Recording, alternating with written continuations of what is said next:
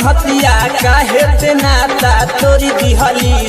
जोहरे अरतिया बनाई के संहतिया काहे ते नाता तोरी दिहली बारा खिलाड़ी बारिश रे खेलनी काहे रूप सवा के छोड़ दिहली बारा खिलाड़ी बारिश रे खेलनी काहे रूप सवा के छोड़ दिहली जोरी अरतिया बनाई के संहतिया काहे ते नाता तोरी दिहली जोहरे अरतिया बनाई के संहतिया काहे ते नाता तोरी दिहली बारा खिलाड़ी बारिश रे खेलनी काहे रूप सवा के छोड़ दिहली बारा खिलाड़ी बारिश रे खेलनी काहे रूप सवा के छोड़ दिहली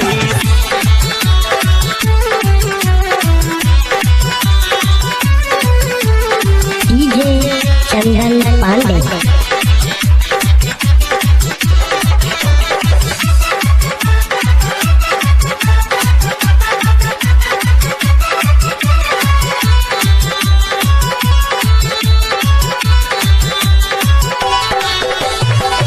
करी के 76 हमसे करत रहलिस बात रे आज वे बुझाई तोर कैसन बरुए जात रे करी के 76 हमसे करत रहलिस बात रे आज वे बुझाई तोर कैसन बरुए जात रे दूसरा के पाके दिल के दुखा के जिंदगी में जहर घोरी दिहली दूसरा के पाके दिल के दुखा के जिंदगी में जहर घोरी दिहली बारा खिलाड़ी बारिश रे खेलनी काहे रूप सवा के छोड़ दिहली बारा खिलाड़ी बारिश रे खेलनी काहे रूप सवा के छोड़ दिहली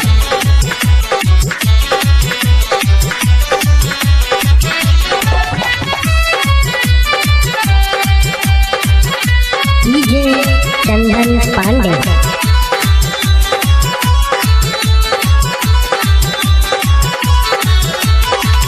चाटी छोला खियोइनी खूबे जानता पड़ले जाई के मुँह में से गाड़ी आवे जोर तोरा माई के चाटी छोला खियोइनी खूबे जानता पड़ले जाई के मुँह में से गाड़ी आवे जोहरे तोरा माई के भैली छिनार पाके दोसरिया रे अखिया में गम के लोरी दिहली भैली छिनार पाके दोसरिया रे अखिया में गम के लोरी दिहली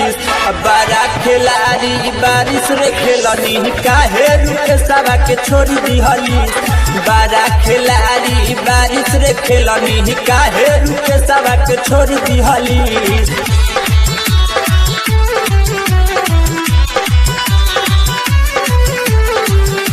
डीजे चंदन पांडे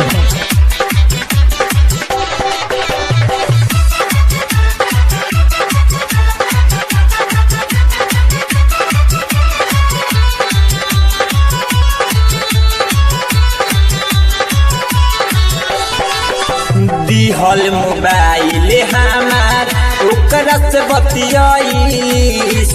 पूछता रे आनंद गोलू काहे ऐसन कईस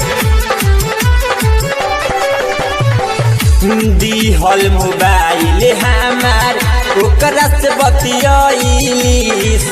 पूछता रे आनंद गोलू काहे ऐसा कईस बाप तोरा मरल सही जतु तरल राके तबाद से नाता जोड़ी हली